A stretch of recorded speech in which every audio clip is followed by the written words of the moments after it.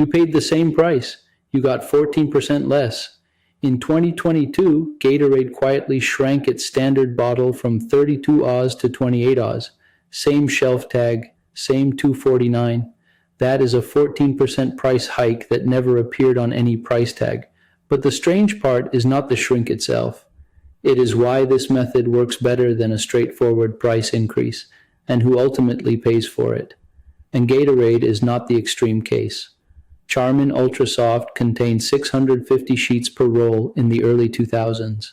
By 2022, 142 sheets, a 78% reduction in product sold at a broadly similar per roll price, while Procter & Gamble simultaneously reported a 10% sticker price increase that same fiscal year.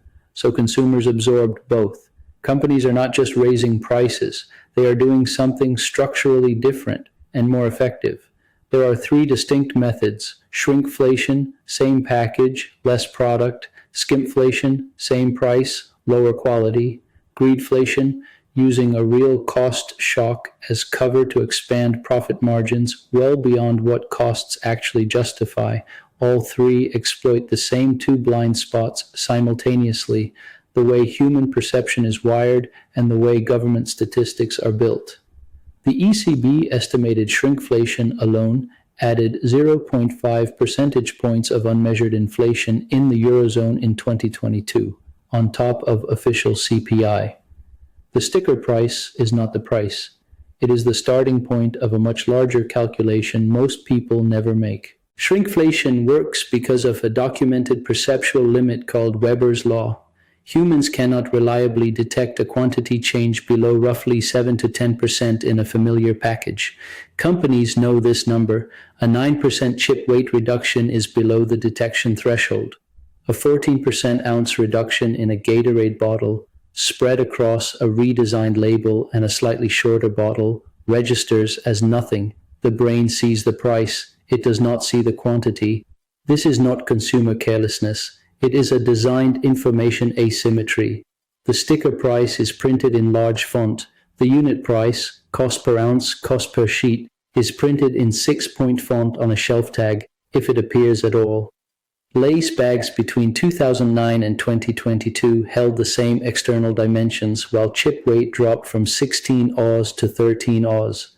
The bag looked identical. The nitrogen fill compensated visually.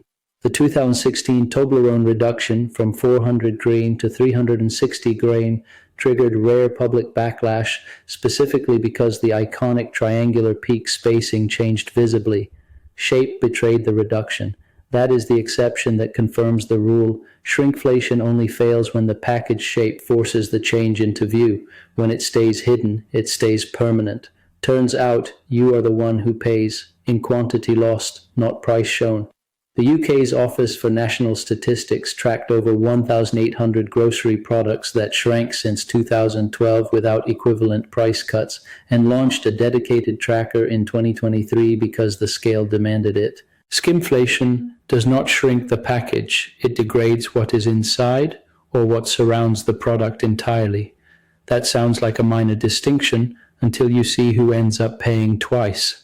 Marriott and Hilton eliminated daily housekeeping in 2020. Pandemic framing made it feel temporary and reasonable.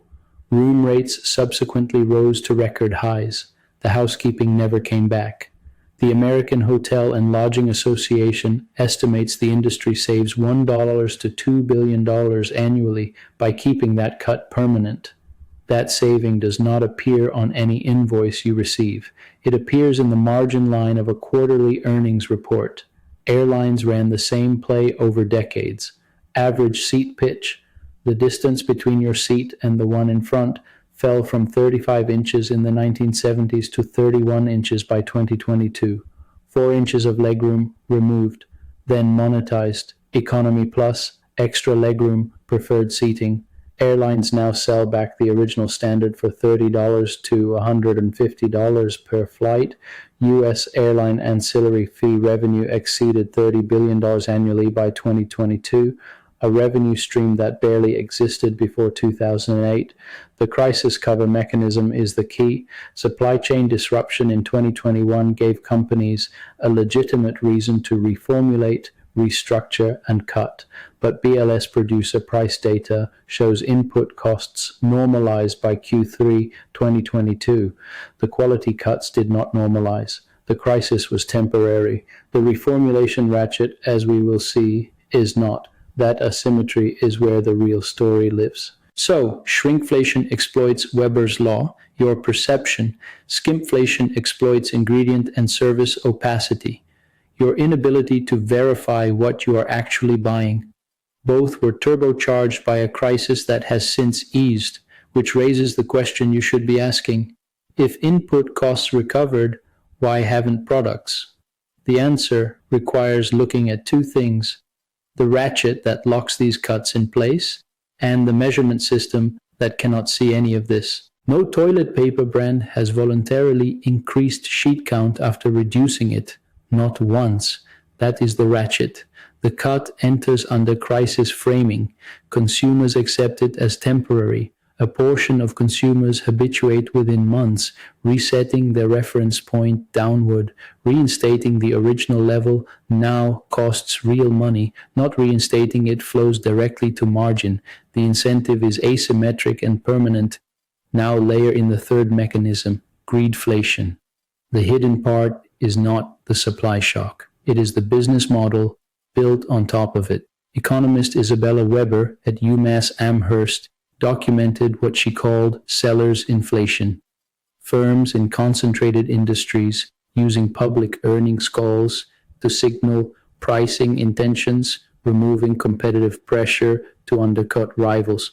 The Federal Reserve Bank of Kansas City confirmed in 2023 that firms with greater market power raised prices more than their cost, increases warranted during 2021 and 2022. The empirical fingerprint is this number. The Economic Policy Institute found that corporate profits drove approximately 53% of price increases in the U.S. non-financial corporate sector between 2020 and 2022. The historical average is 11%. That's exactly why margins hit a 70-year high of 13% in 2021. The same year companies were publicly citing rising input costs, and the CPI cannot see most of this. The BLS hedonic quality adjustment, designed to account for quality changes, is applied to electronics and automobiles, not to Doritos chip weight, not to hotel housekeeping, not to airline legroom. Skimpflation in consumer packaged goods is structurally invisible to official statistics. The ECB's 0.5 percentage point estimate is likely a floor, not a ceiling. Call it the real price iceberg. The visible tip is the sticker price, the number your brain registers at the shelf. Below the waterline, unit quantity reduction via shrinkflation, ingredient and service quality degradation via skimpflation, and margin extraction beyond cost recovery via greedflation. 3 layers, 1 number on the tag. At the shelf, 3 behaviors change the calculation. First, always check unit price per ounce or per count, not the package price. Second, photograph ingredient lists on reformulation-prone products, cereal, juice, cheese products, and compare year over year. Any new look, same great taste claim on packaging is a reformulation signal. Third, treat a value size label with the same scrutiny as a price increase, because it may be one. France made this mandatory in 2024. Supermarkets must now label products that shrank without a proportional price cut. That law exists because the information gap is real and measurable. The systemic implication extends beyond grocery aisles. Because CPI undercounts real price increases, inflation-adjusted wage growth figures are overstated by an unknown but non-trivial margin.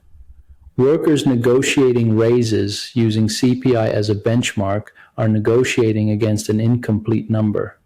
The iceberg is not just a consumer problem, it is a labor economics problem. The price tag tells you what you paid. It does not tell you what you got.